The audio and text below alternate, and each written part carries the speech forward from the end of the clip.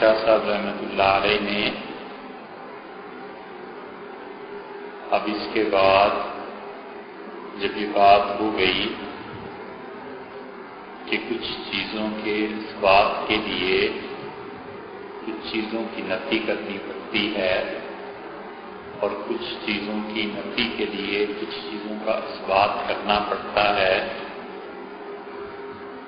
اب یہ بات بیان کی کہ دیکھو تفصیل کے ساتھ اور اس چیز کی تفسیر کے ساتھ لما تلقوه من الکتاب والسنہ کہ وہ مسائل ہیں جو کہ کتاب و سنت نے اتنی زیادہ اس کی تفصیل نہیں کی، اور فلسفیوں نے جو اپنی کتابیں بھرتی تھی ان مسائل کے متعلق کتاب و سنت جس کو لوگوں نے حاصل کیا اس میں علماء کا اختلاف ہوا تفصیلات میں، فاختلفوا فی التفصیل والتفسیر بعد الاتفاق علی الاصل، کہ اصل جو کتاب و سنت تھی اس پہ لوگوں نے اتفاق کیا اور اس اتفاق کے بعد جب تفصیلات کی بحث آئی تو اختلاف ہوا۔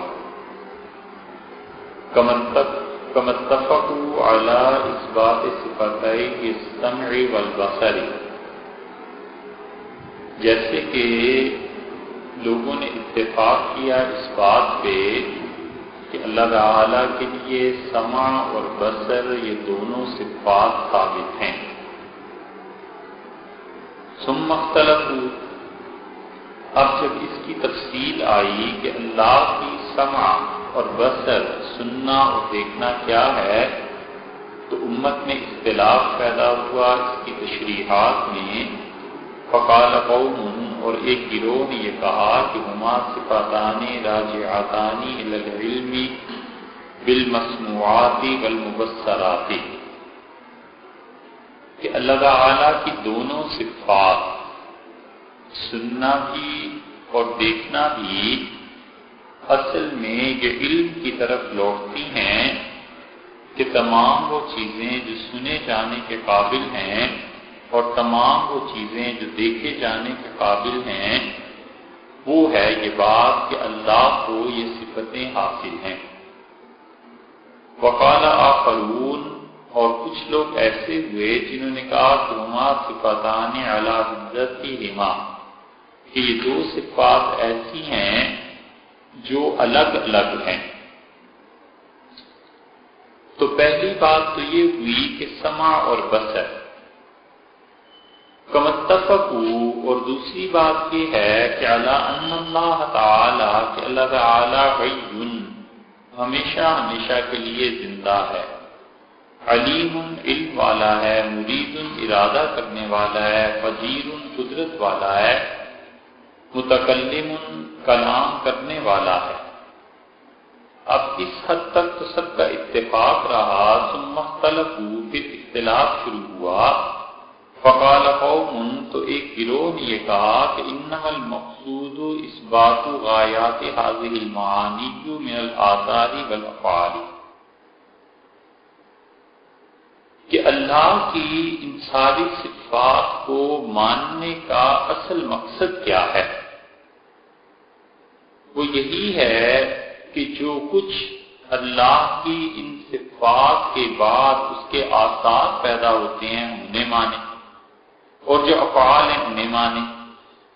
وَأَلَّا فَرْقَ بَيْنَ هَذِهِ السَّبْعِ وَبَيْنَ الرَّحْمَةِ وَالْغَضَبِ وَالْجُودِ فِي هَذَا، اور انہوں نے کہا کہ کوئی فرق نہیں ہے اللہ کی 7 صفات کے درمیان اور اللہ کی رحمت اور غضب کی صفت میں اور سخاوت کی صفت میں۔ وَإِنَّ الْفَرْقَ لَمْ تُثْبِتْهُ السُّنَّةُ، کیونکہ اس فرق کو سنت نے نہیں بتایا۔ وقال قوم، اور لوگوں نے کہا ہمارا اس پہ تو اتفاق ہے کہ اللہ کی یہ اتفاق ہیں، لیکن ہی امور موجودۃ، یہ ایسی چیزیں ہیں کہ قائمۃ بذات الواجب، اللہ کی ذات کے ساتھ قائم۔ تیسری مثال یہ ہے کہ واتفقوا علی اثبات الاستواء علی العرش، کہ اس پر سب کا اتفاق ہے کہ اللہ تعالی کے لیے عرش پر استواء ثابت ہے، والوجہ والضحک، اور اللہ تعالی کے لیے چہرہ بھی اور اللہ کے لیے ہنسی بھی۔ ثم اختلفوا، پھر لوگوں کا اختلاف ہوا، فقال قوم، اور لوگوں نے کہا کہ انما المراد معان مناسبۃ، اس سے مراد یہ ہے کہ ہم ان الفاظ سے جو مناسب معنی ہے وہ مراد لیں۔ فالاستواء هو الاستیلاء، اور ہم یہ مراد لیں کہ اللہ کا عرش پر استواء سے مراد اللہ کا غلبہ ہے، والوجہ الذات، اور اللہ کے چہرے سے مراد اس کی ذات ہے، وتواہا قوم علی غرھا، اور دوسرا گروہ وہ تھا جنہوں نے ان مسائل کو لپیٹ کے رکھ دیا، وقالوا لا ندری ماذا اريد بهذه الكلمات، اور انہوں نے کہا کہ ہم نہیں جانتے کہ ان کلمات کو جو اللہ نے استعمال کیا ہے تو ان کی حقیقت کیا ہے۔ یہ ہے وہ عبارت جہاں پہ شاہ ولی اللہ محدث دہلوی رحمۃ اللہ علیہ اب 3 مثالیں لائیں۔ وہ کہتے ہیں جتنا بھی علم ہے اس کی ایک قسم تو وہ ہے جو کتاب و سنت سے ثابت ہو گئی، ختم ہوئی بات۔ پھر صحابہ رضی اللہ عنہ پہ جب دور گزر گیا تو اگلا جو دور آیا، اس دور میں لوگوں نے اس کے معانی کو جانچا، پرکھا اور نیا روپ دینا شروع کیا، اور اس میں اختلاف ہوا۔ کچھ لوگوں نے کہا ان چیزوں کے معانی یہ ہیں، کچھ نے کہا ان کے معانی یہ ہیں۔ تو شاہ صاحب رحمۃ اللہ علیہ کا کہنے کا مقصد یہ ہے کہ کتاب و سنت نے ان معانی کے لیے کوئی تصریح نہیں کی، کتاب نے نہیں بتایا کہ اس لفظ کا یہ معنی متعین ہے، سنت نے بھی نہیں بتایا۔ تو جب کتاب و سنت نے نہیں بتایا تو اب آگے چل کے جتنے لوگ بھی آئے، جو دونوں فرقے، دونوں طبقے بنے، کچھ نے یہ کہا کچھ نے یہ کہا، تو یہ ایسے مسائل ہیں جن میں اہل سنت کا اختلاف ہوتا رہا ہے، اور ہم حتمی فیصلہ کر دیں کہ یہ بات ہے یہ نہیں۔ اس کی 3 مثالیں حضرت نے اس عبارت میں دی۔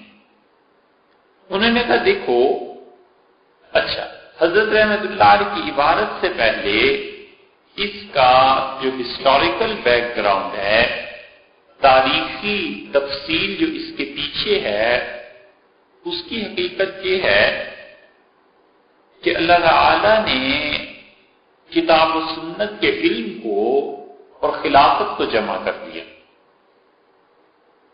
جیسے اللہ تعالی نے یہودیوں میں حضرت داؤد علیہ السلام کا جو دور تھا، اس میں حکمرانی کو اور نبوت کو پہلی مرتبہ وہاں جمع کر دیا۔ تو خلفاء جو تھے یہ بڑے پڑھے لکھے لوگ تھے۔ خلفاء راشدین رضی اللہ عنہ کی تو بات ہی نہیں ہے۔ ان کے بعد یہ جو اموی آئے اور بنو امیہ کا دور شروع ہوا ہے، حضرت معاویہ رضی اللہ عنہ کا انتقال ہوا 60 ہجری میں، خلافت راشدہ 30 سال چلی۔ حضور صلی اللہ علیہ وسلم نے فرمایا تھا کہ میرے بعد خلافت حقیقی معنی میں 30 سال رہے گی۔ تو 29 سال اور 6 مہینے پورے ہوئے حضرت علی رضی اللہ عنہ کے، اور 6 مہینے تک حضرت حسن رضی اللہ عنہ خلیفہ رہے۔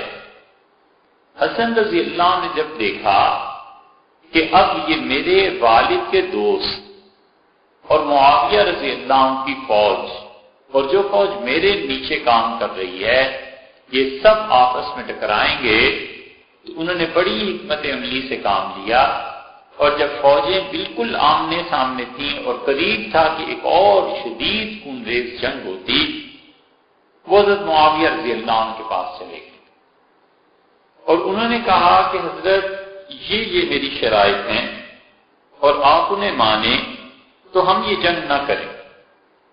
حضرت معاویہ رضی اللہ عنہ اتنے فراخ دل آدمی تھے کہ انہوں نے سادہ کاغذ پہ مہر لگا کے دستخط کر کے سامنے رکھ دیا اور کاغذ جو آپ لکھتے ہیں مجھے منظور۔ حضرت حسن رضی اللہ عنہ نے اس میں جتنی چیزیں لکھی ان میں بہت بڑے بڑے وظائف تھے جو انہوں نے اپنے لیے اور اپنے بھائی حضرت حسین رضی اللہ عنہ کے لیے لکھی۔ 10-10 لاکھ درہم ماہانہ تک وہ رقم پہنچتی۔ تو حضرت معاویہ رضی اللہ عنہ سے دیکھا تو حضرت حسن رضی اللہ عنہ نے کہا کہ معاویہ کیا کریں، خرچ کرنے کی عادت پڑ گئی، آپ کھلا ہو گیا، تو والد کے زمانے میں بھی خرچ کرتے رہے۔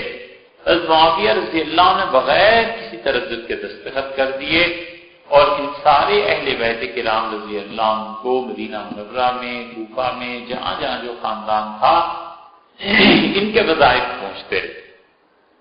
حضرت معاویہ رضی اللہ عنہ کے انتقال ہوا 60 میں اور اس کے بعد کربلا کا واقعہ پیش آیا۔ یزید کا جو بیٹا بعد میں خلافت پہ بٹھایا گیا، اس نے لوگوں میں آ کے پہلی تقریر کی اور اس نے کہا کہ اگر یہ اچھی چیز ہے نا خلافت اور یہ حکمرانی، تو جو کچھ ہمارے دادا معاویہ رضی اللہ عنہ کو مل گیا تھا بس سارے خاندان کے لیے کافی ہے، نسلوں کے لیے، اور اگر یہ بری چیز ہے تو جو کچھ میرے باپ نے کیا ہے ہم اسی کا حساب اللہ کو دے دیں تو وہی کافی ہے، میں تمہاری اس خلافت کو نہیں مانتا، نہ اس میں پڑھتا ہوں۔ پھر وہ بیمار ہو گئے، پھر اس کا انتقال بھی 6-7 مہینے میں ہو گیا۔ مروان نے لے لی، 2 خلفاء ہو گئے، عبداللہ بن زبیر رضی اللہ عنہ مکہ مکرمہ میں، اور مروان کی حکومت یہاں آ گئی، اور مروان اور عبدالعزیز دونوں بھائی تھے اور ان کی حکومتیں پھر آگے چلی ہیں۔ پھر عبد الملک آ گئے، عبد الملک پھر عبدالعزیز، پھر یہ سارے لوگ، مروان کے آگے 2 بیٹے تھے، ایک عبد الملک اور ایک عبدالعزیز۔ عبد الملک اور عبدالعزیز کی خلافتیں تھیں، عبدالعزیز کو خلافت ملنی تھی لیکن ان کا انتقال جلدی ہو گیا اور ان کی شادی بیٹے کی عبدالعزیز کے بیٹے عمر کی شادی ہو گئی عبد الملک کی بیٹی سے، گھر میں ہی رشتہ ہو گیا۔ اب عبد الملک کی جب حکومت ختم ہوئی تو اس کے بیٹوں میں آگے کو خلافت چلی، پھر بیٹے جو تھے ان کے بعد آگے بھی چلنی تھی لیکن آدمی ان میں اتنا کوئی رہا نہیں جو اس عمر کا ہوتا کہ خلافت سنبھال لیتا، اور امیر المومنین یا خلیفۃ المسلمین کا انتقال ہوا تو عمر بن عبدالعزیز رحمۃ اللہ علیہ ہی ایسے تھے جو ان کے بہنوئی بھی تھے، اور اس وقت سلیمان نے بلایا اپنی شورا کے لوگوں کو اور جن پہ سب سے زیادہ اسے اعتماد تھا رجا رحمۃ اللہ کو بلایا اور اس نے کہا کہ میرے بیٹوں کو تلواریں پہناؤ اور انہیں جبے پہناؤ۔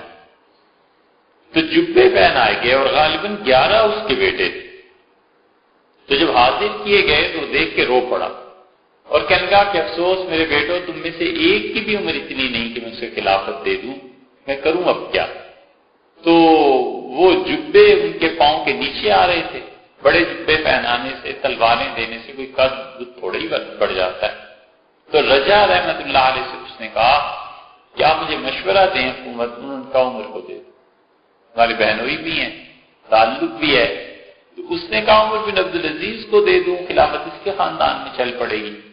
تو انہوں نے کہا ان سے لکھوا لیتے ہیں کہ خلافت ان کے بعد واپس تمہارے بیٹوں میں آئے۔ یہ تجویز بڑی شاندار اور عقل مند تھی، یہ اس کو سمجھ میں آ گئی جو بھی خلیفہ تھے، اور انہوں نے اس پہ دستخط کر دیے اور اس کے بعد اس کا انتقال ہو گیا اور یہ خط لے کر باہر آئے اور انہوں نے سختی سے ڈانٹ دیا کہ خبردار جو خلیفہ کی موت کا باہر پتہ چلا۔ اب لوگ سب جمع تھے، لوگوں کو پتا تھا کہ اس کی حالت بڑی بری ہوئی ہے، کسی بھی وقت انتقال ہو سکتا ہے، خلافت کے منتظر تھے کہ کس کا نام لکھتا ہے۔ تو رجا رحمت اللہ علیہ کے منبر پہ بیٹھے اور انہوں نے کہا امیر المومنین نے اندر سے مجھے بھیجا ہے کہ ان کا خط ہے، اس پہ بیعت کرو کہ جو اس میں لکھا ہے اس کی خلافت تم سب کو منظور ہے۔ سب لوگ اپنی اپنی خوشی میں تھے کہ ہمارا ہی نام ہوگا، سب نے بیعت کر لی پھر اس نے قسم کھلوائی اور پھر اس کے بعد اس نے کھولا اور اس نے کہا کہ یہ دیکھ لو، پڑھ لو۔ پڑھا تو عمر بن عبدالعزیز رحمۃ اللہ کا نام تھا۔ لوگوں نے سر پیٹ لیا اور لوگوں نے کہا یہ خلافت کدھر اس نے دے دی۔ تو اس نے کہا بیعت کرو عمر بن عبدالعزیز کی۔ جب بیعت ہو گئی تو پھر وہ اندر گئے اور پھر واپس آ کے کہا خلیفہ کا انتقال ہو گیا۔ بڑی عقل مندی اور دانش مندی سے انہوں نے خلافت کا رخ تبدیل کر دیا اور عمر بن عبدالعزیز رحمۃ اللہ علیہ کے پاس خلافت چلی گئی۔ عمر بن عبدالعزیز رحمۃ اللہ علیہ کا اپنے وقت پہ انتقال ہو گیا۔ امویوں کے ظلم بہت بڑھ گئے تھے۔ تاریخ میں بہت کچھ آتا ہے، اس کا کیا تذکرہ کرنا۔ 129-30 ہجری میں ان امویوں کو عباسیوں کی بغاوت کا سامنا کرنا پڑا، اور بنو عباس جتنے بھی تھے ان امویوں نے اہل بیت کرام رضی اللہ عنہ پہ بہت ظلم کیے۔ حضرت حسین رضی اللہ عنہ کی شہادت ہو گئی، وہ جو شاخ تھی سیدوں کی وہ بالکل ٹھنڈے ہو کے بیٹھ گئے، اور زین العابدین رحمت اللہ علیہ وہ چلے گئے مدینہ منورہ، اور انہوں نے پھر کسی سیاسی تحریک ان چیزوں میں حصہ نہیں لیا۔ بہت بڑے آدمی تھے، علم کے اعتبار سے، نسب کے اعتبار سے حسین رضی اللہ عنہ کے بیٹے تھے، اسی لیے انہیں حضور صلی اللہ علیہ وسلم کی جو باتیں پہنچی تھی بہت زیادہ بڑائی تھی۔ لیکن انہوں نے خلافت کے مسئلے کو ہی چھوڑ دیا۔ پھر ان کے بیٹے امام باقر ہو گئے، پھر ان کے پوتے جعفر صادق آ گئے، پھر ان کے پوتے موسیٰ کاظم آ گئے، پھر ان کے بعد ان کا سلسلہ، لیکن یہ لوگ آئے نہیں۔ دوسری شاخ رہ گئی تھی حضرت حسن رضی اللہ عنہ کی۔ حضرت حسن رضی اللہ عنہ کی اولاد نے خلافت کو چاہا، اور پھر بنو امیہ نے حضرت حسن رضی اللہ عنہ کی اولاد کے خلاف وہ کیا ہے کہ لاشیں چوراہوں پہ لٹک گئی، جدھر لوگ گزرتے تھے شہروں میں لاشیں نظر آتی تھی، اور پتہ چلا کہ حضرت حسن رضی اللہ عنہ کے اولاد ان کے پوتے بڑ پوتے ہیں، کیونکہ یہ چاہتے تھے کہ خلافت آئے۔ اب اس کے بعد تیسرا ایک خاندان رہ گیا تھا حضرت عباس رضی اللہ عنہ کا، کیونکہ وہ رسول اللہ صلی اللہ علیہ وسلم کے چچا تھے۔ تو عباسیوں نے حکومت کو 130 ہجری میں انقلاب لے آئے، اور اس کی بھی تفصیلات ہیں کتابوں میں۔ پہلا جو انہوں نے لنچ کیا، دوپہر کا کھانا، وہ سب ان امویوں کی لاشوں اور سروں کو انہوں نے بچھایا، اس کے اوپر دسترخوان بچھائے اور کھانا اس پہ کھایا۔ کچھ اموی شہزادے جو تھے وہ اس وقت شہر سے باہر دریا کے کنارے پکنک کے لیے گئے ہوئے تھے، نہا رہے تھے، تو کسی نے آ کے اطلاع دی کہ وہاں تو تمہارے باپ دادا سب قتل ہو گئے۔ وہ وہیں سے بھاگ گئے۔ عباسی آئے لیکن انہیں آنے میں دیر ہو گئی۔ وہ وہاں سے بھاگے اپنے گھوڑوں پہ چھپتے چھپاتے افریقہ پہنچے، اور افریقہ میں مسلمانوں کی جتنی فوج لڑ رہی تھی اس کی کمان انہوں نے سنبھال لی۔ جب تک ان سے یہ خبر پہنچتی کہ بنو عباس آ گئے ہیں اور بنو امیہ کی حکومت الٹ گئی ہے، اس سے پہلے وہ کمان وہاں سنبھال چکے تھے۔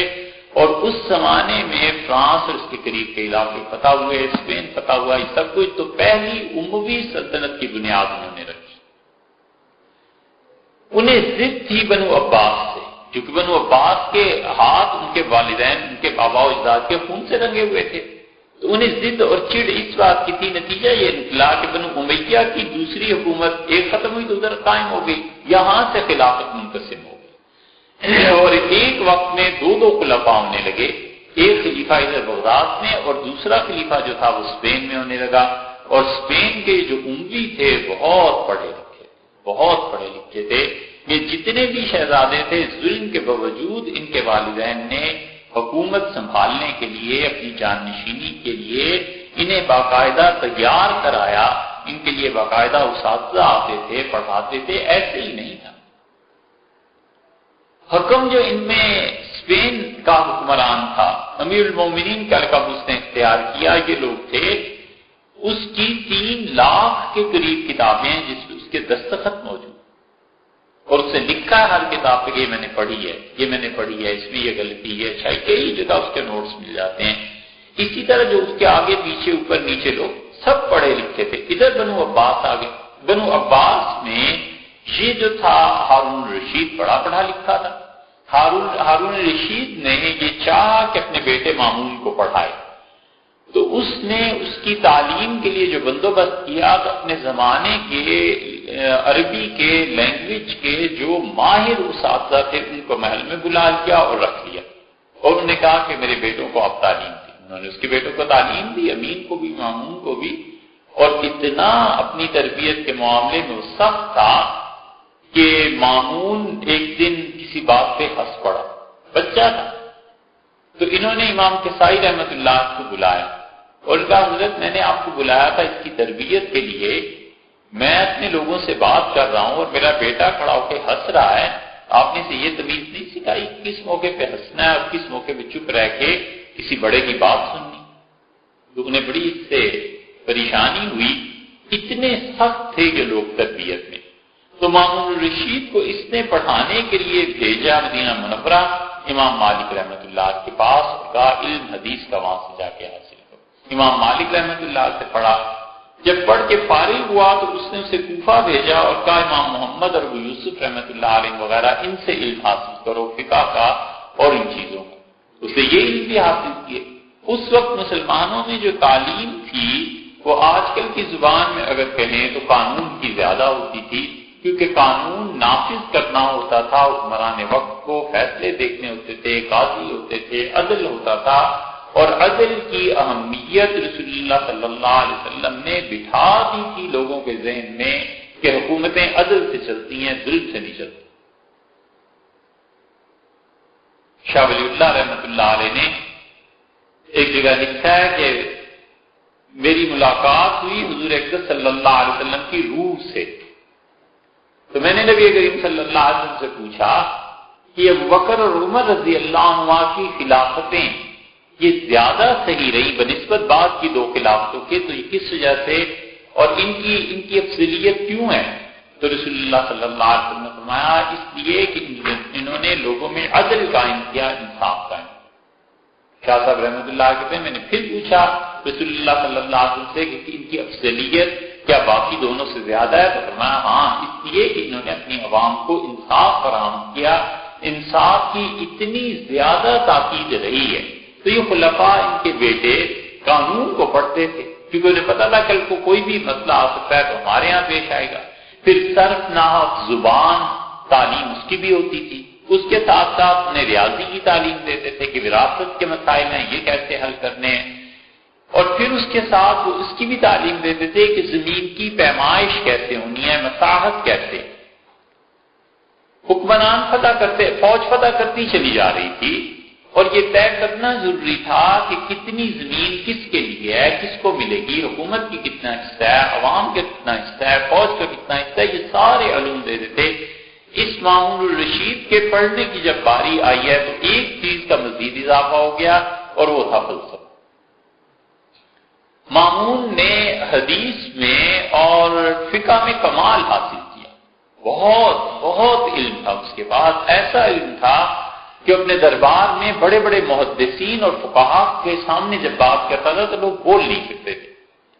ہوا اب یہ کہ اس نے فلسفے کی کتابیں منگوائیں اٹلی سے، اسے خط لکھا کہ آپ کے یہاں جو فلسفہ ہے اسے ہمارے یہاں بھیج دیں. ان کے یہاں صدیوں سے یہ چیزیں بند تھی، ختم ہوئی بھی تھی. وجہ اس کی یہ تھی کہ فلسفہ جب ان کے یہاں پہنچا عیسائیوں میں تو وہاں پر عجیب و غریب مباحث شروع ہو گئی اور بحث یہ شروع ہوئی کہ حضرت عیسیٰ علیہ السلام کی اور اللہ کی حیثیت کیا ہے. اب فلسفہ تو بال کی کھال اتارتا ہے. یہ مباحث جب شروع ہوئی تو ہزاروں کے حساب سے عیسائی قتل ہوئے، فتوے ہوئے، سب کچھ ہوا. تو یہ پوری ان کی تاریخ ہے مامون الرشید کے دور تک کی. تو کتابیں اس سے پہلے بند کر کے سمیٹ کے انہوں نے رکھ دی تھی کہ عیسائیت میں ارتداد نہ پھیلے، لوگ مرتد نہ ہو جائیں. اور اس علم کی بنیاد اصل میں آئی افلاطون سے اور یہ چلا گیا تھا مصر افلاطون پڑھنے کے لیے. کہتے ہیں ہندوستان بھی آیا تھا اس زمانے میں ہندوؤں سے پڑھنے کے لیے، لیکن بہرحال وہ آیا ہو یا نہ آیا ہو یہاں، لیکن یہ گیا تھا مصر میں. اور مصر کے بعد آ کر اس نے مصر کے علم کو اور یونان کے علم کو جو ملایا تو پھر ایک فلسفے کا مرکب تیار ہو گیا اور وہ مرکب عیسائیوں میں پہنچا. عیسائیوں میں مباحث شروع ہوئی. اب اس علم کی کتابیں جو تھیں بادشاہ وقت نے کہا اپنے پوپ پادری سب کو بلا کے کہ اس طرح اس کا فرمان آیا ہے، اس نے یہ کہا ہے تو اس کا کیا کریں. انہوں نے کہا جلدی نکالو ان کتابوں کو اور بھیجو. فلسفہ شامل ہو گیا. اس فلسفے نے اس کی شمولیت نے وہی ٹھیک مسائل مسلمانوں میں چھیڑے جو عیسائیوں میں تھے پہلے. دماغ تھا، پڑھتے تھے. اور ہارون رشید نے اور مامون نے جو بہت بڑے کام کیے ان میں سے یہ تھا کہ انہوں نے دارالترجمہ ایک بغداد میں بنا دیا اور انہوں نے اپنے لوگوں کو لاکھوں روپے دے کے دنیا بھر میں بھیجا اور ان کا کسی علم کسی زبان کی کتاب تمہیں مل جائے اسے بغداد بھیج دیا کرو. تو وہ عرب جو پھیلے ہیں تو اس زمانے میں وہ کہیں امریکہ گئے. یہ جو لوگ سمجھتے ہیں کہ امریکہ کو اس نے دریافت کیا کولمبس نے، یہ بات درست نہیں ہے. مسلمان اس زمانے میں پہنچ چکے تھے، کتابیں دھڑا دھڑ بغداد آئیں پر ترجمے ہوتے تھے، کتاب آتی تھی عربی میں ترجمہ لوگوں تک پہنچ جاتی تھی. فلسفے کا علم عام ہو گیا. اس فلسفے سے متاثر ہوا یہ مامون، اور مامون نے اللہ تعالی کی صفات پر بحث شروع. سب سے نازک مسئلہ شریعت کا، الہیات کا اس نے یہ چھیڑ دیا اور اس میں اس نے عوام میں جو شعور بیدار ہو چکا تھا، لوگ پڑھے لکھے، 100% آبادی مسلمانوں کی پڑھی لکھی تھی. پورے شہر میں ایسا آدمی نہیں ملتا تھا جو جاہل. یہ تو ہم بات کر رہے ہیں دوسری تیسری صدی ہجری کی.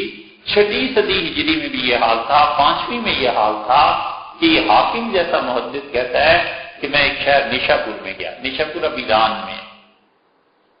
تو جب میں اترا کلیوں نے سامان اٹھا لیا تو وہ کلی میرا سامان لے کے بھی جا رہے تھے. پہلی مرتبہ میں نیشا پور پہنچا تو آپس میں باتیں بھی کرتے جا رہے تھے. ایک کہہ رہا تھا تفسیر میں یہ بات اس کی رائے ہے، دوسرا کہہ رہا تھا اس کی رائے ہے. تو بحث ہو گئی ان کی. تو مجھے بڑی شرمندگی ہوئی. میں نے کہا یہ علماء ہیں اور یہ میرا سامان کلیوں کی طرح اٹھا کے لے جا رہے ہیں. تو میں نے کہا آپ مہربانی کریں سامان پر. پوچھا کیوں؟ غلطی ہو گئی. میں نے کہا آپ اتنے اہل علم ہیں تو مجھے شرمندگی ہے کہ میں آپ کی خدمت ہوں. تو وہ ہنسے اور انہوں نے سامان اٹھا کے ہم کہا چلیے آپ کو جہاں ٹھہرنا ہے وہاں پہنچا دیتے ہیں. تو میں نے ان سے پوچھا کہ مسئلہ کیا ہے؟ انہوں نے کہا یہ تو ہم مزدوری کرتے ہیں اور پڑھے لکھے ہیں، اس لیے آپ اس میں بحث کر رہے تھے کہ علمی مسئلے پہ. تو ہم تو بالکل معمولی مزدور ہیں اس شہر میں جو لوگوں کے سامان اٹھاتے ہیں، بازار میں کام کرتے ہیں، سبزیاں اٹھا کے لوگوں کے گھروں تک ٹوکرے اٹھاتے ہیں، پہنچا دیتے ہیں.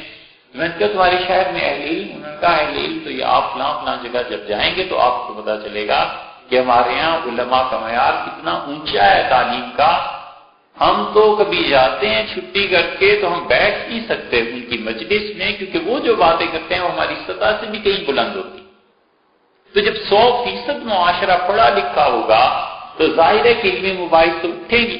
معتزلہ جنم لے چکے تھے اور معتزلہ نے ہر چیز کو اس فلسفے کے اثر کی بنا پر پرکھنا چاہا اس بات پر کہ عقل میں کیا آتا ہے. جو چیز عقل میں نہیں آئی انہوں نے رد کر دی. جو چیز عقل میں نہیں آئی ان کا یہ بھی نہیں ٹھیک، یہ بھی نہیں ٹھیک، یہ بھی نہیں ٹھیک، اور اسے فلسفے کے ذریعے وہ ثابت کرتے رہے.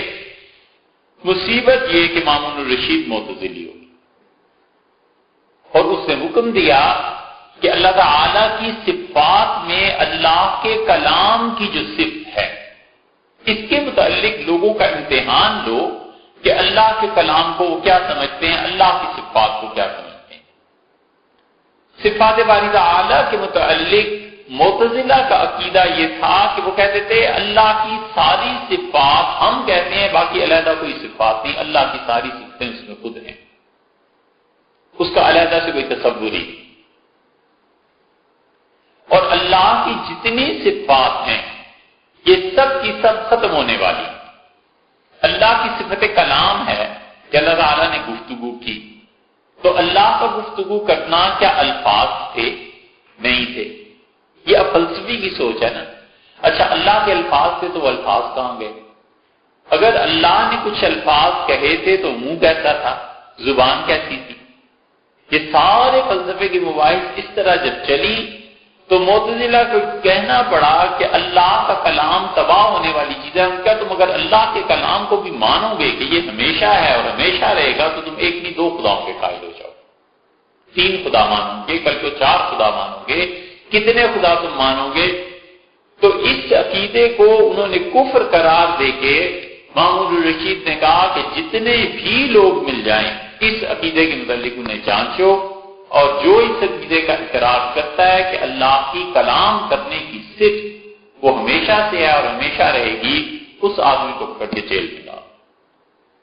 اور اس پاداش میں جو لوگ آئے، بڑے بڑے لوگ، علی بن مدینی رحمۃ اللہ علیہ، امام بخاری رحمۃ اللہ جیسا آدمی کہتا تھا کہ میں جب ان کے پاس جاتا تھا تو میں بالکل خالی برتن اپنے آپ کو محسوس کرتا تھا، اتنا علم اس شخص کے پاس تھا۔ علی بن مدینی نے دستخط کر دی تو لوگوں نے کہا اپنے جملے پہ دستخط کر دیے، تو رو پڑے۔ انہوں نے کہا میں کیا کرتا، اگر دستخط نہ کرتا اور مجھے مار دیتے تو رسول اللہ صلی اللہ علیہ وسلم کی جتنی احادیث کا علم میرے پاس اس وقت ہے یہ دنیا سے اٹھ جاتا، میں کیا کرتا۔ امام احمد ابن حنبل رحمۃ اللہ کے پہنچے، وہ نہیں مانے۔ امام احمد رحمۃ اللہ کہتے تھے دو میری دعائیں تو ایسی تھیں جو یقیناً اللہ نے قبول کی، ان میں سے ایک کا ذکر کرتے تھے کہ میں نے اللہ سے دعا کی کہ میں اس پہ دستخط نہیں کر رہا لیکن اللہ میرا اور مامون کا سامنا نہ ہو۔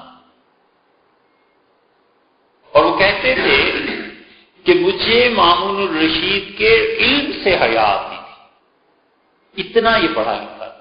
فرماتے تھے میں سوچتا تھا کہ یہ امام مالک رحمۃ اللہ سے پڑھا ہے، امام محمد رحمۃ اللہ علیہ سے پڑھا ہے، تو میں اس کے سامنے کیسے جاؤں گا، کیا بات کروں گا۔ تو میں نے اللہ سے دعا مانگی، میں نے کہا اللہ میرا اس کا سامنا نہ ہو۔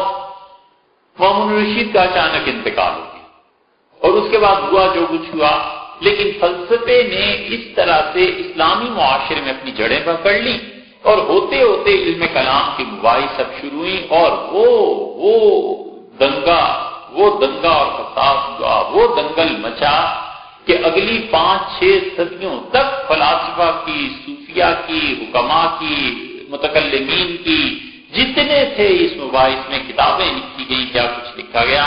شاہ صاحب رحمۃ اللہ علیہ اس کے متعلق جہاں فرماتے ہیں 3 مثالیں دے کے، وہ کہتے ہیں کہ امت میں یہ جو اختلاف پیدا ہوا فلسفے کی وجہ سے اور ان چیزوں کی وجہ سے، تو دیکھو کچھ لوگوں کی رائے یہ ہے، کچھ لوگوں کی رائے یہ ہے، تو یہ ایسی چیزیں نہیں ہیں جن کے متعلق میں یہ کہہ سکوں کہ یہ لوگ کفر میں چلے گئے، یہ لوگ اسلام میں چلے گئے، بلکہ بعض اوقات دونوں کی آراء وہ سنت کے مطابق اگر ہوں گی، کتاب و سنت کے مطابق تو مانی جائیں گی، نہیں کوئی رائے ہوگی تو اسے رد کر دیا جائے گا۔ شاہ صاحب رحمۃ اللہ علیہ نے اسے شروع جو کیا ہے 3 مثالوں۔ پہلی مثال انہوں نے دی، انہوں نے کہا کمتفقوا علی اثبات صفتئی السمع والبصر، جیسے کہ ساری امت کا اس پہ اتفاق ہوا کہ اللہ کی 2 صفات ہیں، سمع اور بصر۔ اچھا، اس تفصیلی عبارت سے پہلے ممکن ہے آپ کو ایک سطر کی بھی اس میں سے تشریح نہ ہو سکے، ہم اجمال اور خلاصہ بتا دیتے ہیں تاکہ سمجھنے میں آسانی ہو، پھر اس کے بعد یہ عبارت خود ہی منطبق ہو جائے گی۔ اللہ تعالی کی صفات 2 طرح کی ہیں، اور ہمارے عقیدے اور ایمان کا یہ حصہ ہے کہ ہم اللہ کے لیے 8 حقیقی ذاتی صفات اللہ کی مانتے ہیں۔ اللہ کی کچھ صفات ایسی ہیں جو حقیقی ہیں، ذاتی ہیں، اس کی اپنی صفات ہیں، اور کچھ صفات ایسی ہیں جو فعلی، ان دونوں میں فرق ہے۔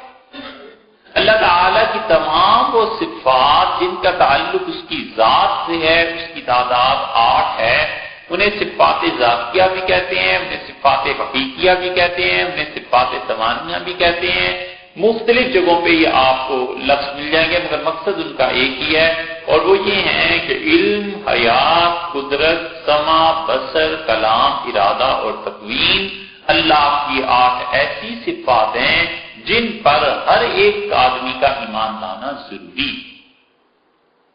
اگر کوئی شخص اللہ کی 8 صفات پہ ایمان نہیں رکھتا تو حقیقت میں اس کا ایمان پورا نہیں ہوتا۔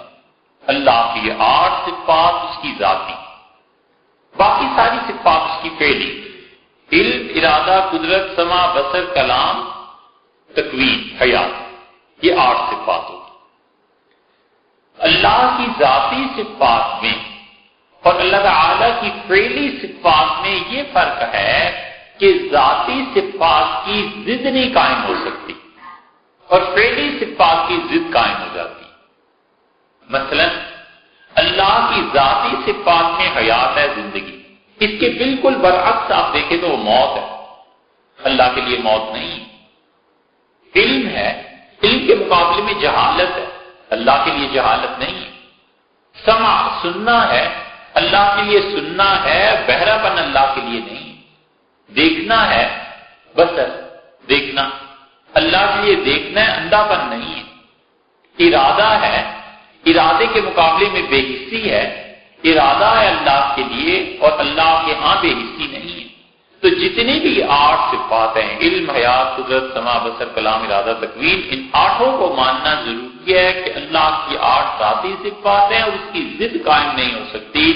اور باقی جتنی صفات ہیں اللہ کی وہ فعلی ہیں، اللہ کی فعلی صفات کی ضد قائم ہوتی. مثلاً رحمت، اس کے مقابلے میں غضب. محبت، اس کے مقابلے میں نفرت. اللہ اپنے بعض بندوں پر رحمت نازل کرتا ہے اور بعض بندوں پہ لعنت بھی ہوتی ہے. جیسے قرآن کریم نے کہا اللہ تعالیٰ کچھ لوگوں کو رزق دیتا ہے، کچھ کو رزق سے محروم کر دیتا ہے. خدا کسی انسان کو عزت دے دیتا ہے، ذلت بھی دے دیتا ہے. تو یہ جتنی صفات ہیں اللہ کی باقی، یہ اللہ کی صفات ہیں فعلی، اور اللہ تعالیٰ کی ذاتی صفات وہ 8 ہیں. خدا کی ان ذاتی صفات کو اشاعرہ اور ماتریدیہ سب مانتے ہیں اور وہ اللہ کی ان صفات کے قائل ہیں. معتزلہ اس تقسیم کے قائل نہیں. اسی طرح شیعہ کے کئی ایک گروہ ہیں جو اس تقسیم کے قائل نہیں. شیعہ نے علم کلام میں کمال حاصل کیا. کوئی زمانہ تھا ان کے عروج کا اور پورے عالم اسلام میں بڑے بڑے اہل تشریح کے علماء موجود تھے، اللہ کی ذات و صفات پر بحث کرتے تھے اور بلا شبہ انہوں نے بڑی محنت سے علم حاصل کیا تھا.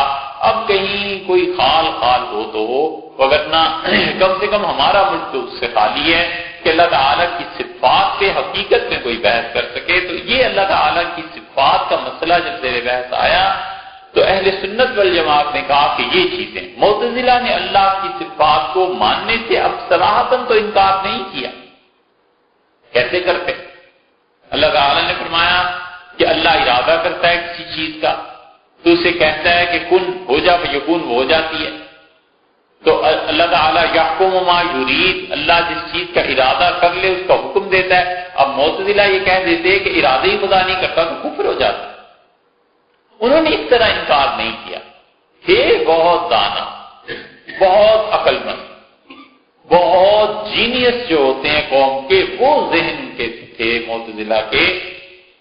اور انہوں نے کہا کہ اللہ کی صفت ہے، ارادہ ہے، مثلاً کلام ہے، یہ اللہ کی صفت ہے، لیکن اس کا مرجع ان ساری چیزوں کا تعلق علم سے ہے. بس علم میں ہی سب کچھ سمو دو، باقی کوئی الگ سے صفات اللہ کی نہیں.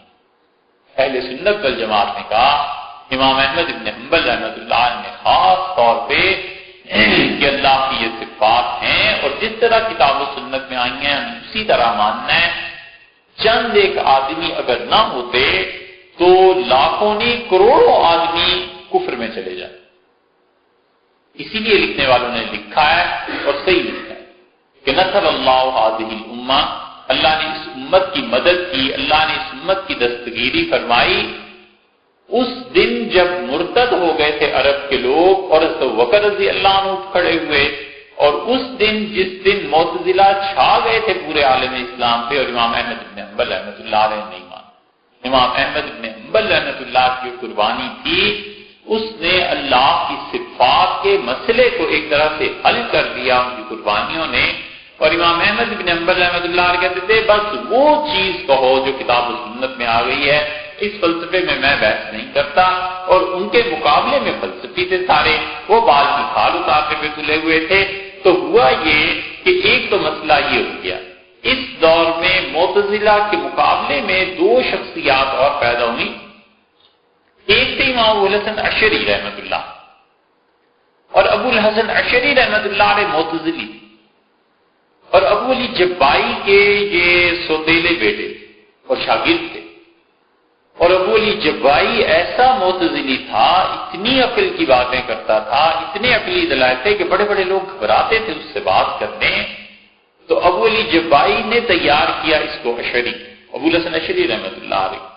اور ابو الحسن اشعری رحمۃ اللہ علیہ بحث کرتے رہے، لیکن چونکہ بچپن سے ہی باپ سوتیلا تھا، لیکن اس کی تربیت ایسی تھی کہ جب یہ جوان ہوئے اور پھر پختہ عمر کو پہنچے 35 سال کے بعد، تو انہیں احساس ہوا کہ مجھے اپنے عقائد پر غور کرنا چاہیے، اور پھر ہوتے ہوتے انہوں نے معتزلہ کے عقائد سے برات کا اظہار کیا اور معتزلہ کے متعلق کہا کہ یہ سب گمراہ ہیں، اور لوگوں میں آج تک گمراہی پہ رہا ہوں اور اہل سنت والجماعت کے عقائد ہی درست ہیں۔ نتیجہ یہ نکلا کہ لوگوں نے، اہل سنت والجماعت نے ابو الحسن اشعری رحمۃ اللہ کے عقائد کی پیروی شروع کی، اس لیے اہل سنت والجماعت میں جو صحیح عقیدے پہ تھے وہ اشعری ہو گئے۔ مسئلہ یہ تھا کہ جو چیز معتزلہ لاتے تھے ابو الحسن اشعری رد کرتے تھے، وہ کچھ کہتے تھے، یہ بالکل اس کے برعکس کہتے تھے۔ تو ابو الحسن اشعری رحمۃ اللہ سے بعض مسائل میں وہ موقف پہ اپنے ذرا سے اعتدال سے ہٹ گئے، کیونکہ دشمنی تھی نا، آمنے سامنے تھے۔ اسی اسلام میں ایک تیسری شخصیت تھی، اور بہت کوشش کی اب تک ہم نے کہ کسی طرح اس بندے کے حالات پتہ چلے، نہیں چلے۔ بہت سے لوگ گمنامی کی زندگی میں بسر کر کے دنیا سے چلے گئے، کوئی نہیں جانتا کہ وہ لوگ کون تھے، مگر اللہ نے ان کے اخلاص کو قبول کیا، اللہ نے ان کے نام کو باقی رکھا۔ بہت سے تاریخ کی نظر ان تک نہیں پہنچ سکی، اور وہ خود بھی گمنامی میں رہے، شہرت چاہتے نہیں تھے، مگر گمنامی میں بیٹھ کے انہوں نے جو کام کیا ہے اللہ نے ایسا قبول کیا کہ قیامت تک ان کے کام کو اللہ نے قبول فرما دیا۔ آپ کے برِ صغیر میں اس کی مثال دیکھنی ہو تو یہ شاہ عبد القادر صاحب محدث دہلوی رحمۃ اللہ علیہ، کون سا گھر ایسا ہے یا قرآن کریم کا ان کا ترجمانہ ملا؟ اور ہم نے ہندوستان تک میں لائبریریز دیکھ لی، کہاں کہاں گھوم پھر آئے کہ حضرت کے حالات کہیں ملے کہ یہ بندہ تھا کون، تو ایک صفحے سے زیادہ حالات نہیں ملتے۔ باقی اور روایتیں تو ادھر ادھر کی۔ سر سید نے آثار السنادید میں حضرت کا تذکرہ لکھا ہے، القاب لکھے ہیں، حضرت اچھے تھے، ایسے تھے، ایسے تھے، ایسے۔ اس کو جو کوئی کام کی بات ہے وہ ایک فکرہ بھی نہیں ہے اس میں کام کا، کہ حضرت رہتے کہاں تھے، کرتے کیا تھے، زندگی کیا تھی، نظریہ کیا تھا، شاگرد کون تھے، یہ چیزیں ہوتی ہیں نہیں ملتی۔ شاہ عبد القادر صاحب محدث دہلوی رحمۃ اللہ کے حالات ملتے ہی نہیں، ابن قیم رحمۃ اللہ کے حالات نہیں ملتے۔ اسی طرح یہ جو شخصیت تھی سمرقند میں پیدا ہوئے، اور سمرقند کا ایک محلہ تھا ماترید میں یہ پیدا ہوئے، اور انہوں نے پورے عقیدے کا جائزہ لے کر کتاب لکھی، اور انہوں نے کہا کہ اصل میں عقیدہ یہ، اور ابو الحسن اشعری اور معتزلی چونکہ آپس میں ایک دوسرے کے مقابلے میں ہیں، تو یہ یہاں پر کچھ غلطیاں ہو گئی ہیں، اور وہ غلطیاں ایسی نہیں ہیں کہ کفر اسلام تو دور کی بات ہے، کوئی فسق و فجور کی بھی غلطیاں، بس علمی مباحث ہیں۔ یہ تیسری شخصیت جو تھی یہ تھی امام الہدا جنہیں کہتے ہیں ابو منصور ماتریدی رحمۃ اللہ علیہ کی، اور اس وقت سارا ماوراء النہر، یہ 6 ریاستیں جو روس کی آزاد ہوئی ہیں، یہ سارا روس اور اس کے علاقے جتنے تھے یہ سب حنفی تھے۔ نتیجہ یہ نکلا کہ انہوں نے امام ابو منصور ماتریدی رحمۃ اللہ سے عقیدے کو سیکھا، تو اہل سنت والجماعت میں 2 گروہ ہو گئے، ایک ابو الحسن اشعری کا اور ایک ابو منصور ماتریدی رحمۃ اللہ علیہ کا۔ جتنے ہم حنفی تھے یہ ابو منصور ماتریدی رحمۃ اللہ علیہ کی طرف چل پڑے، اور وہ چونکہ بغداد میں تھے تو اس لیے حنبلی، شافعی، مالکی، یہ جو تینوں تھے ان میں حنبلی اور شافعی بہت سے امام اشعری رحمۃ اللہ کے ساتھ ہو گئے، شافعی تو کم ہی ملیں گے جو اشعری نہ ہو، اور ایک امام مالک رحمۃ اللہ کے لوگ رہ گئے تھے۔ تو مالکیوں نے اس کی وجہ سے بھی کہ امویوں کی اسپین کی حکومت کو بغداد سے چڑ تھی کہ اس خلافت کو ہم نہیں ایسے تسلیم کرتے، تو انہوں نے ان کی بجائے ابو الحسن یہ امام الہدا رحمۃ اللہ علیہ کو ترجیح دی، اور مالکی اکثر جو ہے وہ ماتریدی ہوگی۔ تو اب عقیدے میں یہ 3 شاخیں بن گئی، معتزلہ، شیعہ، خوارج، ان کی گمراہیاں الگ رہی۔ اہل سنت میں 2 شاخیں ہو گئیں، ایک ابو الحسن اشعری کی اور ایک امام الہدا ابو منصور ماتریدی رحمۃ اللہ کی۔ اس لیے جب آپ کہتے ہیں کہ آپ کیا ہیں تو آپ یہ کہتے ہیں کہ میں اپنے مسلک کے اعتبار سے حنفی ہوں۔ وہ کہتا ہے اچھا تمہارا عقیدہ کیا ہے، تو پھر جو حنفی ہے وہ کہتا ہے میں ماتریدی ہوں۔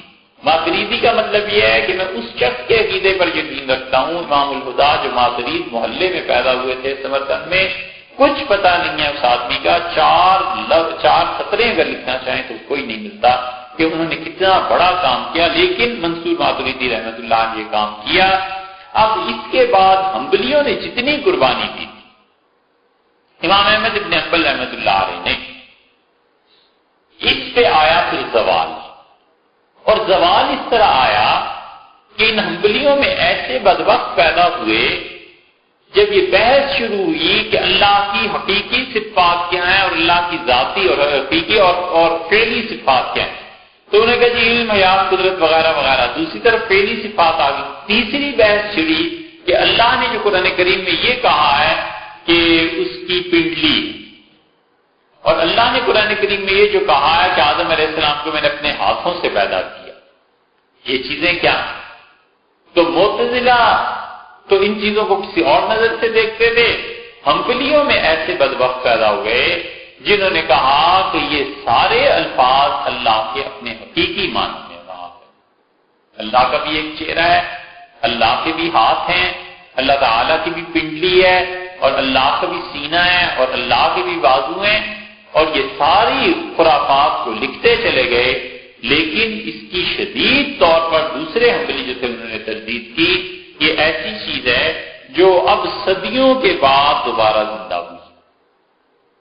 جب سے یہ تیل نکلا ہے نا سعودیہ میں، اس تیل کی کارستانیاں، اور اس تیل کی وجہ سے وہ وہاں بیٹھ کر پوری امت میں اپنے عقیدے نظریے کے متعلق یہ ثابت کرنا چاہتے ہیں کہ ہم سے بڑا کوئی آدمی نہیں ہو، ہم سب کچھ جانتے ہیں، اور اسی بنیاد پر وہ تیل کا پیسہ ہر جگہ جاتا ہے۔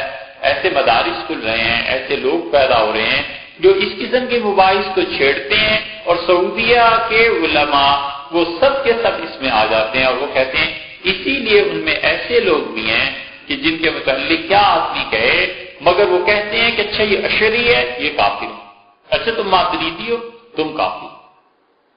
حیران رہ گئے ہم ان لوگوں کی باتیں سن کے۔ مسجد نبوی میں ایک دفعہ جانا ہوا حج کے موقع پہ، تو جو تقریر کر رہے تھے انہوں نے خود اس بات کو کہا، انہوں نے کہا کہ اب ہمارے یہاں ایسے پیدا ہو گئے ہیں جنہیں عقیدے کی پتہ ہی نہیں ہے کہ اشعری چیز کیا ہوتا ہے، اور وہ بھی اشعریوں کو کافر کہتے ہیں۔ اس مبالغے سے کام مت۔ لیکن اب صورتحال ایسی، اسی لیے وہ اس عقیدے کو، نظریے کو پھیلاتے ہیں کہ اللہ عرش پر ہے، اللہ تعالیٰ عرش پر ہے۔ اب کوئی کہتا ہے کیسے ہے، تو کہتے ہیں ہمیں نہیں پتا کیسے ہے، لیکن اللہ عرش پہ ہے۔ کہتے ہیں اللہ کے لیے ہاتھ ہے، اللہ کے لیے انگلیاں ہیں، معاذ اللہ۔ اور ان سے جو بات کرو وہ عقیدے پر سب سے پہلے بات کرتے ہیں، اور کہتے ہیں کہ تمہارا عقیدہ کیا ہے۔ جب انہیں کہو کہ عقیدتاً میں اشعری ہوں یا حنفی ہوں، تو وہ یا ماتریدی ہوں، نہیں مانتے۔ اور اسی ظلم کا نتیجہ یہ ہے کہ ہمارے یہاں جتنے مدارس کو چندہ آتا ہے سعودیہ سے، یا جتنے مدارس کے محتممین کا تعلق ہے سعودیہ سے، وہاں کے علماء سے، وہاں کے پیسے سے، یا وہ کھل کے ان کے خلاف بول نہیں سکتے، وہ کبھی بھی ان کے عقیدے کی تردید نہیں کرتے، بھول کے بھی ان کے عقیدے کی تردید نہیں کرتے، حالانکہ بیچ میں سے جانتے ہیں کہ عقیدہ ان کا غلط ہو رہا ہے، وہ اللہ کے لیے جسم کے قائل ہو رہے ہیں، اس کے خلاف کوئی نہیں بولتا۔ وجہ اس کی یہ ہے کہ پھر چندہ بند ہو جائے گا۔ پھر سعودیہ والوں کو اطلاع ملی کہ یہ آدمی ماتریدی ہے یا اشعری ہے، تو ممکن ہے اس کو ویزا ہی نہ ملے۔ اسی لیے اللہ تعالیٰ کی صفات کے بارے میں جو اہل سنت والجماعت کا مسلک رہا، اس مسلک کے خلاف اب جو وہاں بات ہوتی ہے تو وہ نہیں بولتے۔ دو چیزوں کا آپ خود تجزیہ کیجئے، کبھی ایک اس کے خلاف نہیں بولتے۔ سعودی علماء وہ عقیدے میں جو مرضی گئے، اللہ عرش پہ ہے، معاذ اللہ، اللہ تعالیٰ کے بھی کوئی جسم ہے، استغفر اللہ، اس قسم کی باتیں کرے، کوئی اس کی تردید ہمارے میں سے نہیں کرتا، کیونکہ اپنے مفادات ہوتی ہیں۔ اور دوسری چیز یہ ابھی دیکھ لی صوفی محمد صاحب کی تحریک، اور وہ جو کچھ اس نے کہا ہے نا، جو کچھ اس نے غلط باتیں کہی ہیں دین کی، جو اس نے تعبیر دی ہے گمراہی کی، اس پہ ہمارے دیوبند کے حلقے سے اتنا شدید تاثر نہیں ابھرا جتنا ابھرنا چاہیے، اتنی شدید اس کی تردید نہیں ہوئی۔ کسی نے نہیں کہا کہ بھئی اگر جمہوریت کفر ہے تو تمہارے سارے اکابر اس کفر میں مبتلا رہے ہیں۔ حضرت مدنی رحمت اللہ علیہ کے 37 کی الیکشن کو کون نہیں جانتا؟ حضرت مسلم لیگ کی حمایت کی. حضرت تھانوی نور اللہ برکتہ کی سیاست میں کون نہیں جانتا کہ حضرت رحمت اللہ علیہ کے کیا نظریات تھے. اس سے پہلے جو جمہوریت تھی اس کے علاوہ مفتی کفایت اللہ صاحب رحمت اللہ علیہ کہاں تھے. پھر جمعیت علماء بنی ہے پاکستان میں. یہ سارے اکابر سے جمہوریت جو ہے وہ اگر کفر ہے تو یہ سارے اکابر اس کفر میں شرکت کرتے تھے, کسی کو پتا نہیں چلا. یہ کیوں تردید نہیں ہوتی؟ اس لیے تردید نہیں ہوتی کہ جو جہادی تنظیمیں ہیں نا, ان تنظیموں کے اثرات سب مدارس میں ہیں اور مودودی صاحب کے ساتھ تعلقات ہیں علماء کے ساتھ. تو وہ کہتے ہیں کہ اگر ہم اس کے خلاف بولیں, کل یہی جہادی طالبان کی غالب آ گئے تو ہمیں بھی دھر لیں گے, مار دیں گے. تو اس لیے نہ اس کے خلاف بولتے ہیں اس مقصد سے اور نہ ان کے خلاف بولتے ہیں. کوئی نہیں بول سکتا.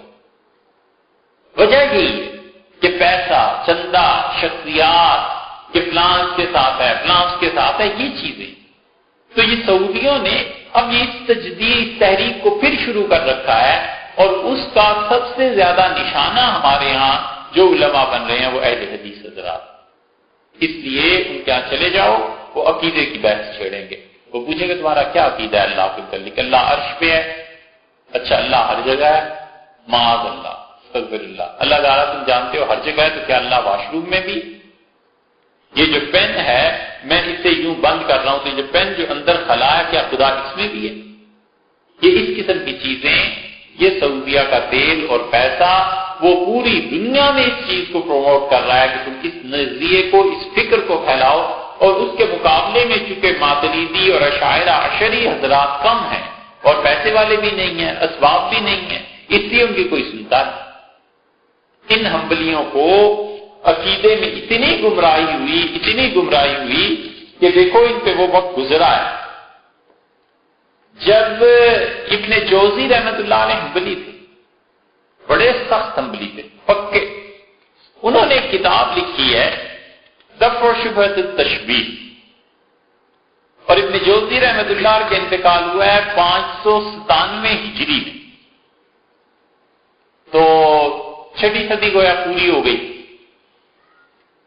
سب ان کے شاگرد پورے عالم اسلام میں, اور ابن جوزی اللہ تعالیٰ نے عجیب علم دیا تھا. حدیث میں بھی لکھا ہے, تاریخ اس کی دیکھ لو, تفسیر دیکھ لو, فقہ دیکھ لو, فتوے دیکھ لو.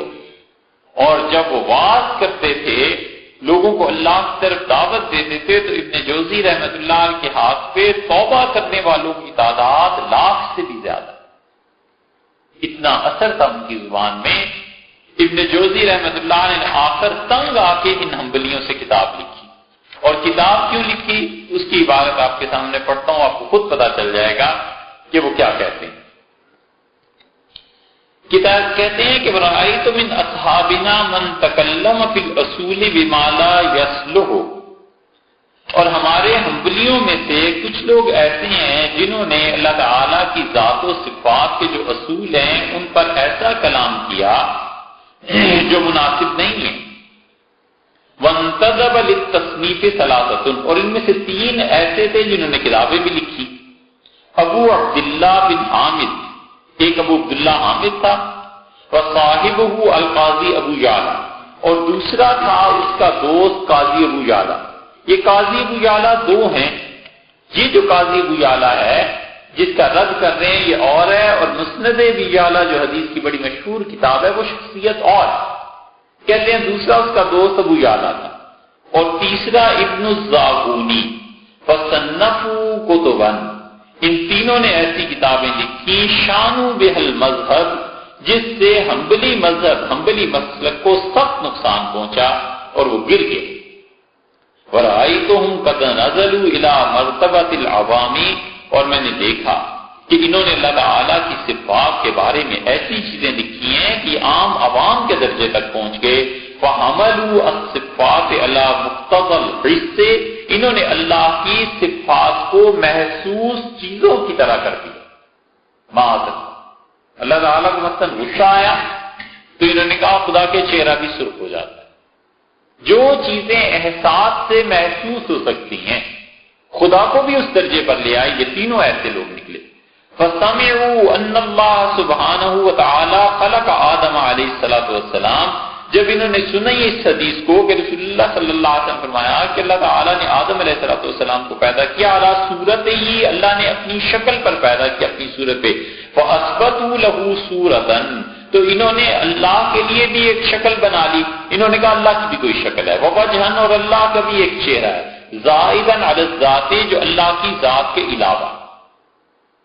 اور یہ تینوں کتابیں لکھنے والے وعینین، اور انہوں نے کہا خدا کی بھی دو آنکھیں ہیں، وفمن، اور اللہ کا منہ بھی ہے، ولہواتن، اور جب تم خدا کے لیے منہ کو مانو گے تو تالو کو بھی مانو گے، زبان کے اوپر کا حصہ ان کا اللہ کے لیے تالو بھی ہیں، وَضَرَاتًا، اضراتن اللہ کی داڑیں بھی ہیں، وَأَضْوَاءً، اور اللہ کے یہاں چہرے پہ روشنیاں بھی ہیں، لِوَجْهِهِ السُّبْحَاتِ، اور اللہ کے چہرے کی روشنیوں کو نام سبحات رکھا، وَيَدَيْنِ، انہوں نے کہا اللہ کے دو ہاتھ بھی ہیں، وَأَصَابِعَ، خدا کی انگلیاں بھی ہیں، وَكَفًّا، اللہ کی ہتھیلی بھی ہے، وَخِنْصَرًا وَإِبْهَامًا، اللہ کے لیے چھوٹی انگلی بھی ہے اور اللہ کا انگوٹھا بھی ہے، وَصَدْرًا، خدا کا ایک سینہ بھی ہے، وَفَخِذًا، اور اللہ کی ران بھی ہے، وَسَاقَيْنِ، اللہ کی پنڈلیاں بھی ہیں، وَرِجْلَيْنِ، اور اللہ کے دو پاؤں بھی ہیں، وَقَالُوا مَا سَمِعْنَا بِذِكْرِ الرَّاسِ، ایسے ظالم ہے کہ انہوں نے کہا ہاں سر نہیں ہم کہتے، اس لیے کہ ہم نے سنا ہے۔ آگے سن، وَقَالُوا، اور انہوں نے کہا يَجُوزُ أَن يَمُسَّ وَيُمَسَّ، اور اللہ کے لیے بالکل یہ ہو سکتا ہے کہ وہ اپنے بندوں کو چھوئے اور بندے اسے چھو لیں، ٹچ کر لیں، معاذ اللہ، وَيُدْنِ الْعَبْدَ مِنْ ذَاتِهِ، اور اللہ بندے کو قریب کرتا ہے اپنی ذات سے بالکل قریب، اللہ کی اور بندے کی مسافت ناپنے لگے۔ قال بعضهم ويتنفس، اور کچھ نے کہا کہ خدا سانس بھی لیتا ہے۔ ثم انهم يرغون العوام بقولهم، اور پھر انہوں نے اس قسم کا نظریہ لوگوں کو دینا شروع کیا ان گمراہوں نے۔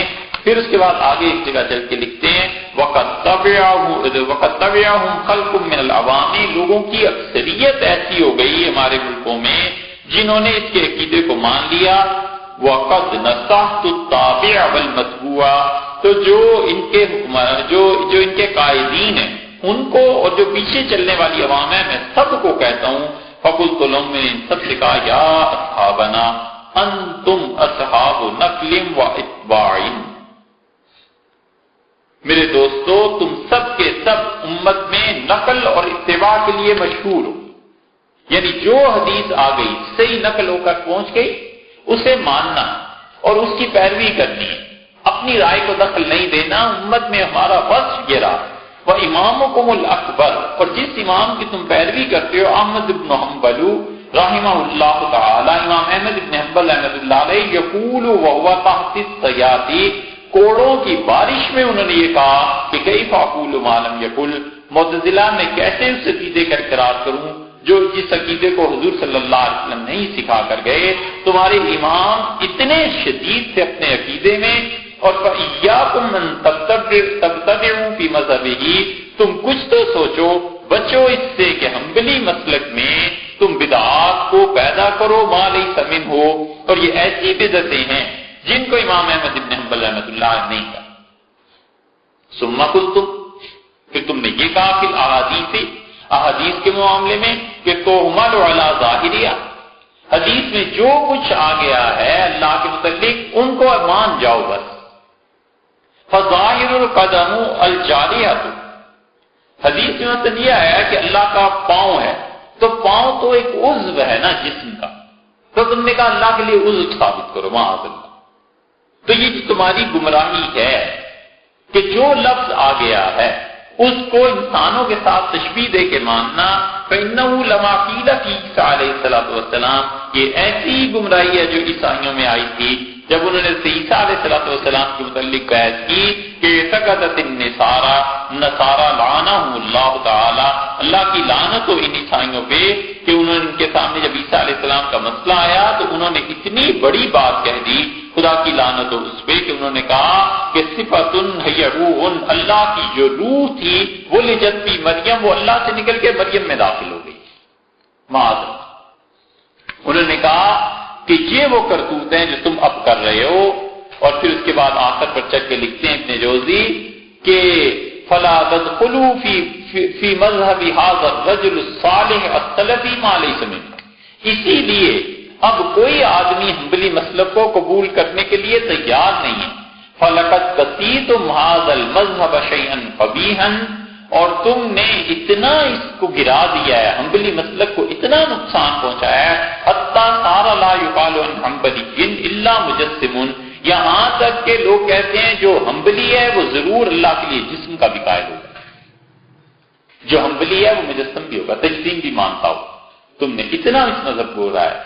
ثُمَّ زَيَّنْتُمْ مَذْهَبَكُمْ أَيْضًا، اور پھر دوسری رئی سے ہی کثر تم نے پوری کیا جو کرتوت تم کرتے ہو، بالعصبیت لیزید ابن معاویہ، یہ جو تم یزید ابن معاویہ کو اچھا کہنے لگے ہو، یہ رئی سے ہی کثر تم نے اس میں پوری کر دی ہے. وَلَقَدْ عَلِمْتُمْ، حالانکہ تمہیں پتہ ہے، أَنَّ صَاحِبَ الْمَذْهَبِ اجاز لعنتہ، ہمارے امام احمد ابن حنبل رحمۃ اللہ علیہ نے اپنے مسلک کے مطابق یزید پر لعنت کی اجازت دی. تو ایک کثر تم نے وہ پوری کر دی اللہ کی ذات و صفات میں، اوپر سے تم یزید کو بھی اچھا کہنے لگے ہو. وقد کان ابو محمد التمیمی، ابو محمد تمیمی جو تمہارے ائمہ میں سے تھے، حنبلی تھے، انہوں نے کہا لقد شان المذهب شینا قبیحا لا یوصل الى یوم القیامہ، اتنا برا داغ یہ انہوں نے خدا کے لیے جسم مان کے حنبلی مسلک پر لگا دیا ہے کہ قیامت تک نہیں دھویا جا سکتا. اتنی گمراہی انہوں نے بدعتیوں نے پیدا کر دی. یہ کتاب انہوں نے یقیناً وفات سے پہلے ہی لکھی ہوگی. تو 7ویں صدی اور اب 15ویں صدی آ گئی، وہ صحیح اس نے کہا کہ تم نے اتنی غلط یہ گمراہی کی باتیں لکھی ہیں کہ تم اپنے مسلک کے مطابق تم دھو نہیں سکتے اس چیز کو جو تم نے کیا، اتنا داغدار کر دیا ہے. تو اس لیے یہ ایک مسلک ہے پورا، اور وہ اللہ کے لیے جسم کے ان چیزوں کے قائل ہیں. حضرت شاہ صاحب رحمۃ اللہ جو آگے یہاں بات کر رہے ہیں نا ان 3 کی، یہ جب آ جائیں گی واقع تو یہ اس پہ منطبق ہو جائیں گی. اسی لیے جہاں سے گمراہیوں کے آغاز ہوتے ہیں اس کی بہت سی وجوہ ہیں، اور ان میں سے ایک علم کا کم ہونا بھی. مسلک کو پڑھا نہیں ہوتا، اپنے مذہب کو نہیں پڑھا ہوتا، اصول نہیں پڑھے ہوتے. اللہ تعالیٰ کی ذات و صفات کی مباحث بہت باریک ہے، بہت باریک ہے. انسان اللہ کی اگر توفیق نہ ہو تو کہیں سے کہیں پہنچ جاتا ہے. یہ جو اللہ کے لیے سارا جسم ثابت کر رہے ہیں یہ یہی چیز ہے. اس حد تک یہ گر گئے کہ اللہ نہ کرے کہ آئندہ اس قول کو دہرانے کی ضرورت پیش آئے. ایسے بدبخت ان حنبلیوں میں پیدا ہو گئے کہ انہوں نے کہا 2 چیزوں کے بارے میں سوال نہ کرو، ایک یہ کہ اللہ تعالیٰ مؤنث ہے یا مذکر ہے، یہ اعضاء کیسے ہیں، اور ایک خدا کی داڑھی کیسی ہے معاذ اللہ. باقی سارا میں خدا کے متعلق تم بتاؤں گا کہ کتنا بڑا ہے، کتنا چوڑا ہے، کتنا چھوٹا ہے، کتنا اس کا قد ہے، کتنا اس کا بت ہے، کہاں بیٹھ سکتا ہے، کہاں نہیں بیٹھ سکتا. یہ سارے کفر کے جملے یہ ان لوگوں نے لکھے. وجہ اس کی یہ تھی کہ ظاہر میں جو لفظ آ گیا نا کتاب و سنت میں اڑ گئے اس پہ کہ اللہ نے کہا ہے کہ چہرہ تو خدا کا چہرہ ہے معاذ اللہ، اور پڑھا نہیں اصول کو کہ صحابہ کرام رضی اللہ عنہ اور بعد کے حضرات کیا کہتے تھے. اس لیے یہاں پر پہنچ کر وہ لوگ جو اعتدال میں رہے اور ہندوستان میں پہنچ کے جن لوگوں کو مثلا تصوف اللہ کے اچھے بندوں کے ساتھ تعلق ذکر اذکار کے رہے، یہ لوگ کبھی بھی اعتدال سے نہیں نکلے. میں نے کہا صبر کرو، حوصلے سے کام لو، اتنی کیا مصیبت تمہیں بڑھ گئی. یہاں دیکھ لیں یہ جو شدت پسندی سوات اور ان علاقوں میں آئی ہے، وہاں ایسے لوگ آپ کو مل جائیں گے کہ اگر اس نے سن لیا کہ اس کا عقیدہ یہ ہے، اس نے تعامل نہیں کیا گولی مارنے میں، اس نے کہا جاؤ جی ایسے ہو گئے، یہ چیز ہوگی، تم تو کافر ہو گئے معاذ اللہ.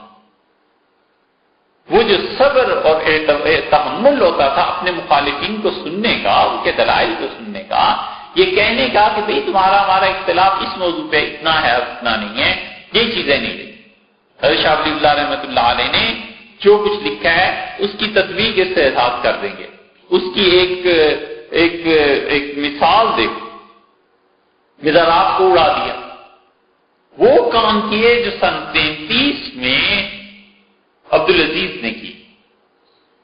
شاہ سعود، فیصل، خالد، فاض، یہ موجودہ عبداللہ، ان سب کے باپ نے جنت البقیع میں بلڈوزر پھروا دی اور سب قبریں برابر کر دی. کوئی نہیں جانتا عثمان رضی اللہ عنہ کی قبر کہاں ہے، کوئی نہیں جانتا امام مالک رحمۃ اللہ علیہ کی قبر کہاں ہے. 10,000 کے قریب صحابہ رضی اللہ عنہ تابعین تو ان صدیوں میں دفن تھے. یہاں اس کے بعد جو امت کے صلحاء دفن ہوتے ہیں وہ تو الگ ہیں. یہ شدت پسندی تھی. انہوں نے کہا بالکل برداشت نہیں کرنا. یہی چیزیں یہاں بھی ہوئی کہ کسی اللہ کے نیک بندے کی کوئی قبر اگر باقی ہے تو اس قبر کو دھماکے سے اڑا دو, ختم کر دو. مذہب یہ نہیں ہے, دین یہ نہیں ہے. اور وجہ یہ کہ پڑھے نہیں, تعلیم نہیں, بس کتاب دیکھ لی, جو اس میں آیا اس پہ عمل کر گزرو. کوئی پوچھے کہ تمہارے سارے مشائخ اس بات کے قائل تھے کہ اولیاء اللہ کی قبروں سے فیض ہوتا ہے, کچھ نہ کچھ برکات انوار ظاہرین کو ملتی ہیں. اگر یہ کفر ہے تو تمہارے سارے اکابر بزرگ کی کیا کرتے رہے؟ 150-200 سال سے دیوبند کی حضرات کیا کرتے رہے؟ ایک صاحب نے وہ اسی نظریے کے تھے اور بہت شد و مت سے حمایت کرتے رہے کہ بالکل ٹھیک کیا ہے, اڑا دیا ہے فلاں کو بھی, فلاں کو بھی. وہ نام لے کے بتاتے رہے کہ یہ فلاں بدعتی تھا, فلاں بدعتی تھا, فلاں پیر کا مزار اڑا دیا, فلاں پیر کا مزار اڑا دیا. تو ہم نے ان سے کہا کہ جو گنگوئی نور اللہ برکتہ نے لکھا ہے کہ اولیاء اللہ کی قبروں سے فیض ہوتا ہے, تو حضرت کے متعلق کیا خیال ہے؟ انہوں نے کہا اس عقیدے کی کتاب و سنت میں کوئی اصل نہیں ہے. میں نے کہا کتاب و سنت میں اصل ہر چیز کی ملتی بھی نہیں, ائمہ کا اجتہاد ہے. ہر اجتہاد کی اصل تم کتاب و سنت سے اگر ڈھونڈنے جاؤ گے تو پھر اجماع اور قیاس ان کا تو کوئی کام ہی نہیں رہتا. بہت سی چیزیں ہیں جو ہم قیاس سے ثابت کرتے ہیں. تو انہوں نے کہا چلو امت ہی کوئی قائل نہیں تھا. یہ تو حضرت نور اللہ مرکزو کے متعلق کہنے لگا کہ یہ بدعت تو ان لوگوں نے اختیار کی تھی. کہ سبحان اللہ, یہ بدعتی ہو گئے جو ساری زندگی کتاب و سنت کو پڑھاتے رہے اور بدعتیوں کا مقابلہ کرتے رہے. تو انہیں ہم نے یہ عبارت بتائی. یہ اصل میں تو کتاب اس لیے تھی کہ اس میں آپ کو بتائیں حضرت شاہ ولی اللہ رحمۃ اللہ علیہ کے متعلق کچھ. لیکن دیکھو یہ المطالب العالیہ ہے, یہ اس لیے حوالہ دے رہا ہوں کہ ہمارے مدارس میں کتنے بچے اور اساتذہ ہیں جو المطالب العالیہ کو پڑھے ہوئے ہیں. المطالب العالیہ من العلم الالہی, یہ امام رازی رحمۃ اللہ علیہ کی کتاب ہے. اور رازی کا انتقال ہوا 606 ہجری. رازی کے بعد بھی لوگ آئے ہیں, رازی سے پہلے بھی لوگ آئے تھے, اور لوگوں نے امام رازی رحمۃ اللہ کو پڑھا. رازی نے ابن سینا کی شرح کی. رازی کا اصل میدان یہ فلسفہ اور علم کلام تھا. رازی کی عبارت دیکھو ایک جگہ کیا لکھتے ہیں.